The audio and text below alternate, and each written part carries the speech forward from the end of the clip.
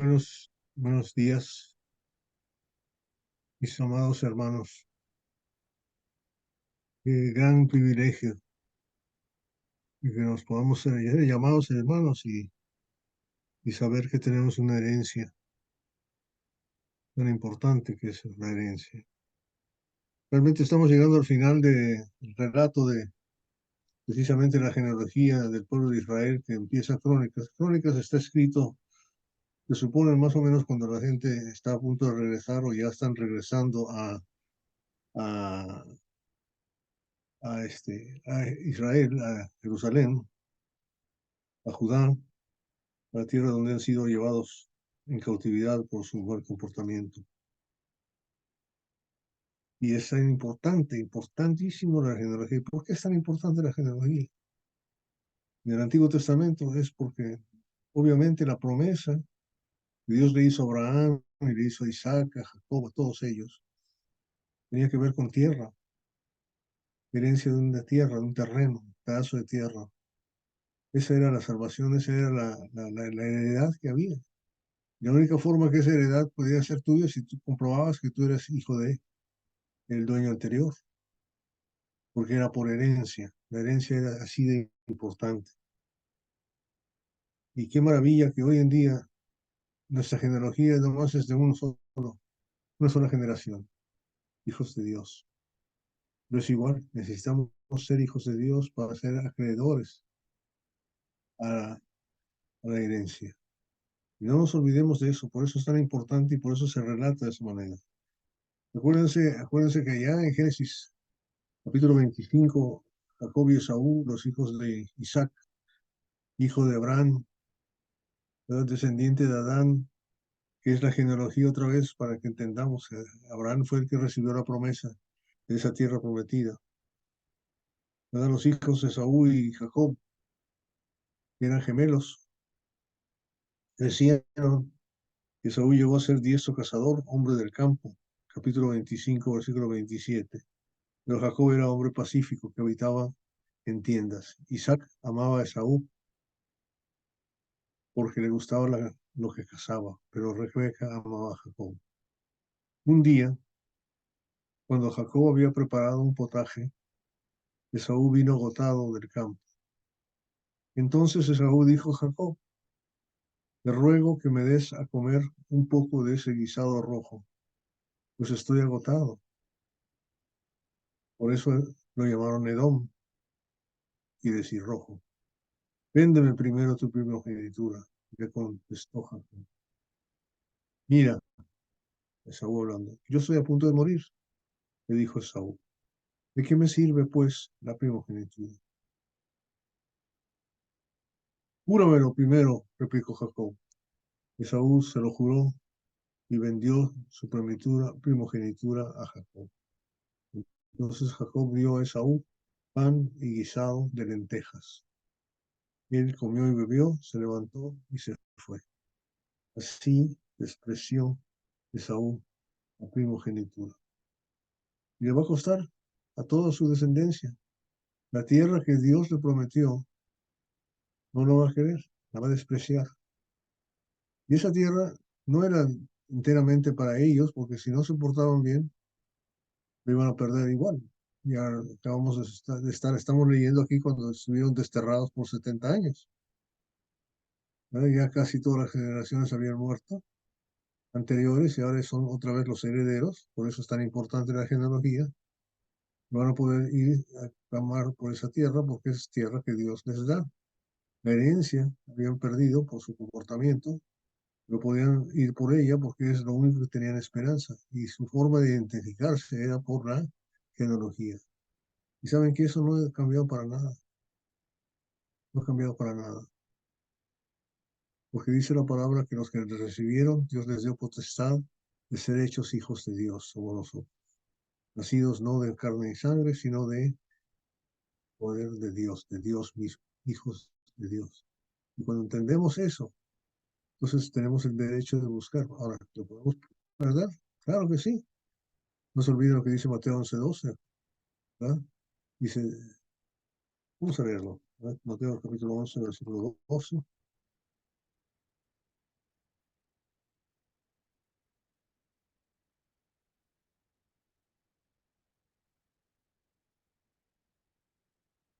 hablando ahora de la herencia que nos toca a nosotros.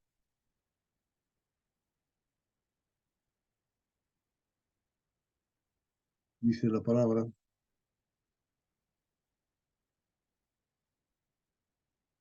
desde los días de Juan el Bautista hasta ahora, el reino de los cielos sufre violencia y los violentos lo arrebatan. En esta versión dice, lo conquistan por la fuerza. O sea que hay gente que nos quiere quitar la herencia igual. El diablo quiere sentarse en el trono de Dios, quiere regresar al reino de Dios, estar ahí, y lo quiere arrebatar y nos lo quiere quitar a cada uno de nosotros. El maligno trabaja de esa manera y nosotros debemos entender que esa es la situación, la importancia de la identidad del heredero es importantísimo y eso es lo que tenemos que entender aquí. Cuando nosotros vemos el certificado de nacimiento de una persona, generalmente dice padre y madre, y a veces dice abuelo y abuela, y bisabuelo y bisabuela, depende de las leyes de cada país, ¿verdad? Pero en nuestro certificado tenemos solo un padre, es Dios. Y con eso tenemos derecho a esa herencia. Por eso es tan importante. Estábamos cerrando el capítulo anterior en Benjamín, y la tribu de Benjamín se distingue por su valor, por su decisión, por su pelea, por su guerra, pero también se distinguía porque algunos de ellos iban a ser tremendamente malos, ¿verdad? Los hijos de Benjamín, empezando por Saúl, el rey, que también menospreció a Dios, menospreció sus mandamientos y no tenía el corazón puesto con él. Saúl, los benjamitas que decidieron matar a toda esa gente que había rebelado con ese hombre viejo y habían violado su mina. Pero también hay buenos, también hay descendientes de Benjamín tremendamente buenos. Y uno de ellos se llama Saulo. Saulo, ¿no? Y ese Saulo es tremendamente bueno en ese sentido. Ahora parece que Benjamín era el más pequeño, el más pequeño de todos, ¿verdad? Y era considerado como un favorito después de que Jacob pensaba que había muerto José, era el favorito de él ahora, era Benjamín. Entonces, consideremos eso, ¿verdad? Sin embargo, este Saulo, en Filipenses capítulo 3, llamado Pablo, nos dice, fíjense qué maravilla lo que está diciendo. ¿Qué es lo que ha pasado ahora con el nuevo régimen que tenemos, el Nuevo Testamento, la nueva herencia? Capítulo 3.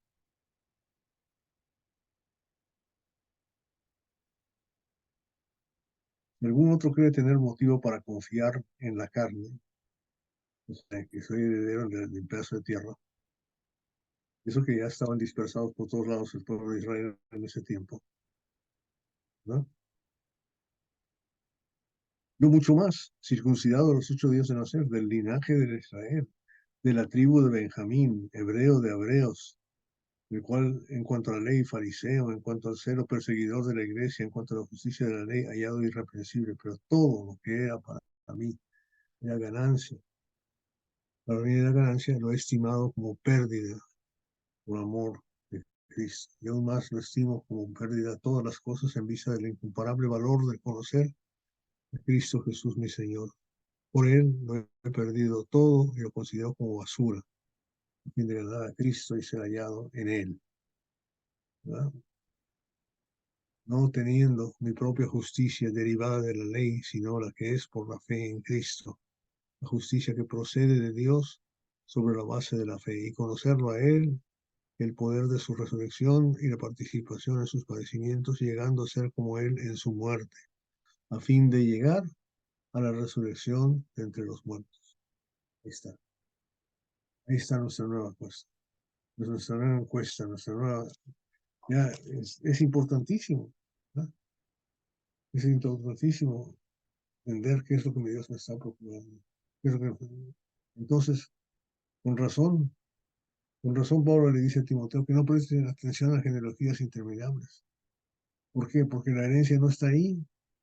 Ya no hay herencia en esa situación. No hay forma de ganarse esa herencia. Hasta el día de hoy ya nadie sabe de qué tribu son, ni mucho menos de los judíos. Están peleando allá en Israel por toda esta situación. Si no es al revés. Es al revés. Ahora nos interesa ser hijos de Dios. Eso es lo que más importancia le debemos de dar. ¿Verdad? En el capítulo 9 de Primera de Crónicas dice el versículo 13, y hablando de los sacerdotes, ¿verdad? Que nosotros somos un real sacerdocio ahora. ¿Verdad? El versículo 13 dice, y sus parientes, jefes de las casas paternas, 1760 hombres, muy capaces para la obra del servicio de la casa de Dios. Luego te da los detalles, pero aquí está la situación, hermanos. Esta es la función primordial. Gentes capaces de servir en la casa de Dios. Así de sencillo. Aquello no era más que una sombra. Nuestra vida ahora es totalmente diferente. Nuestras metas son diferentes, pero son de la misma manera. La importancia está ahí. Vamos a cerrar con Romanos capítulo 8, porque ahí está nuestra nueva encomienda. Romanos capítulo 8. La misma palabra, el Espíritu de Dios, versículo 16 en adelante. El Espíritu mismo da testimonio a nuestro espíritu, fíjate bien, de que somos hijos de Dios. Ahora no necesitamos estar inscritos en un libro físico, como la primera carta de Crónicas, para que encuentren ahí nuestra ascendencia, para que tengamos derecho a un pedazo de tierra por allá en Judá o en Israel, en Palestina, que se llama el día de hoy. ¿Verdad? Sino el Espíritu mismo da testimonio. Y el Espíritu es el que dice, ¿verdad? Arrepentidos y bautícese cada uno de vosotros en el nombre de Jesucristo para el perdón de vuestros pecados. ¿Verdad? Y los que, ¿verdad? Los que habían creído en él se bautizaban, habían recibido la palabra y eran añadidos, 2:47, a la iglesia, al reino de Dios, los que habían de ser salvos. No podemos perder, porque no se olviden que desde entonces fue el bautizo hasta ahorita, los violentos arrebatan el reino de los cielos. No podemos perder, no podemos perder. Pero si estamos ahí, el Espíritu mismo da testimonio a nuestro espíritu de que somos hijos de Dios. Si somos hijos de Dios, somos herederos. ¿Qué es lo que ha hecho el hombre para poder ser así? Aquí está. El 13 lo dice. Si ustedes viven conforme a la carne, habrán de morir. Pero si por el Espíritu hacen morir las obras de la carne, vivirán. Porque todos los que son guiados por el Espíritu de Dios, los tales son hijos de Dios. Seguimos la lectura, versículo 17. Y si somos hijos, somos también herederos. ¿Se fijaron? Herederos de Dios y coherederos con Cristo. Si en verdad padecemos con Él, a fin de que también seamos glorificados con Él. Ahí está nuestra herencia. Eso es lo que estamos buscando.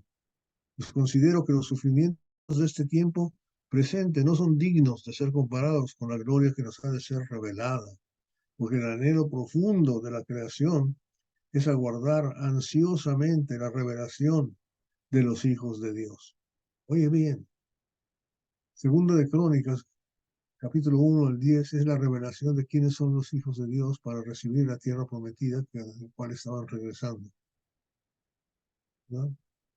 Porque después de eso va a regresar a seguir contando la historia a partir de Primera de Samuel, de la muerte de Saúl. ¿No? Ahí es donde empieza el capítulo 10. Pero volviendo aquí a la lectura, porque el anhelo profundo de la creación es aguardar ansiosamente la revelación de los hijos de Dios, porque la creación fue sometida a no de su propia voluntad, sino por causa de aquel que la sometió en la esperanza de la creación, de que la creación misma será liberada de la esclavitud de la corrupción a la libertad de la gloria de los hijos de Dios. ¿Qué pasó con la herencia de los judíos? No lo pueden contener ni unos cuantos días, o semanas o meses, ¿verdad? Y después la pierden otra vez y sigue la guerra, siguen los violentos. Pues sabemos que la creación entera gime y sufre hasta ahora dolores de parto. Y no solo ella, sino también nosotros mismos, los que somos hijos de Dios, de acuerdo con el testimonio del Espíritu Santo, que tenemos las primicias del Espíritu, aún nosotros mismos gemimos en nuestro interior, aguardando ansiosamente la adopción como hijos, la redención de nuestro cuerpo, porque en esperanza hemos sido salvados, pero la esperanza que se ve no es esperanza, pues ¿por qué esperar lo que uno ve?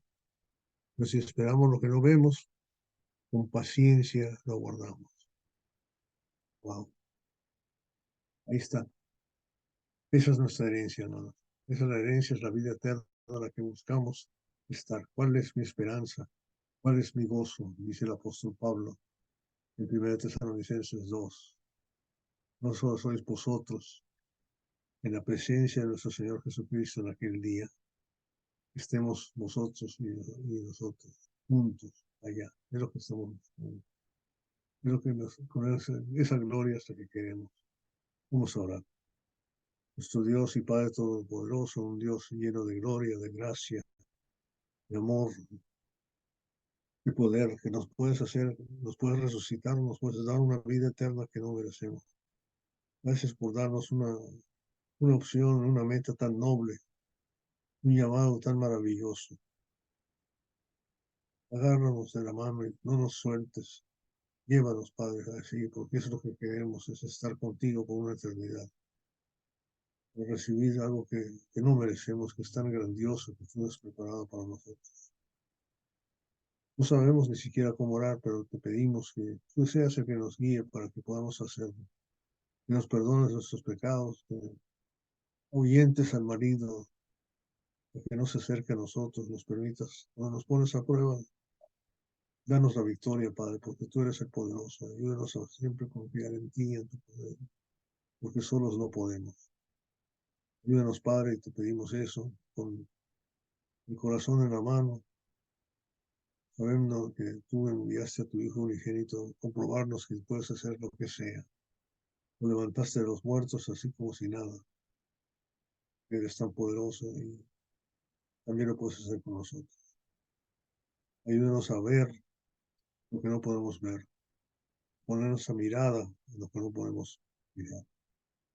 Ayúdanos, Padre, a tener esa esperanza siempre y no olvidarnos de tu guía, de tus mandamientos, de tu maravilloso carácter y personalidad para que lleguemos a ser más como tú cada día. En nombre de Cristo Jesús, tu Hijo y nuestro Señor. Amén.